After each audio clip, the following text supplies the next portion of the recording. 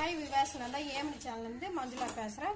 இன்றைக்கி லஞ்ச் என்ன பார்க்கலாம் வாங்க. பாருங்கள், சூடான ஆவி பறக்கும் சாதம் சாப்பாடு வச்சுருக்கேன்.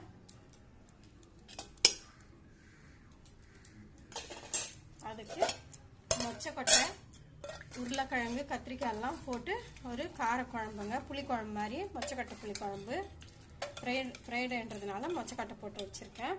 அப்புறம் பீர்க்கங்காய் பொரியலுங்க, அப்படியே மதியம் பீர்க்கங்காய் பொரியல், ரசம், தயிர், பருப்பு பொடி, மாம்பழம், நெய், ஊறுகாய். இந்த வீடியோ பிடிச்சிருந்தா லைக் பண்ணுங்கள், ஷேர் பண்ணுங்கள், சப்ஸ்கிரைப் பண்ணுங்கள்.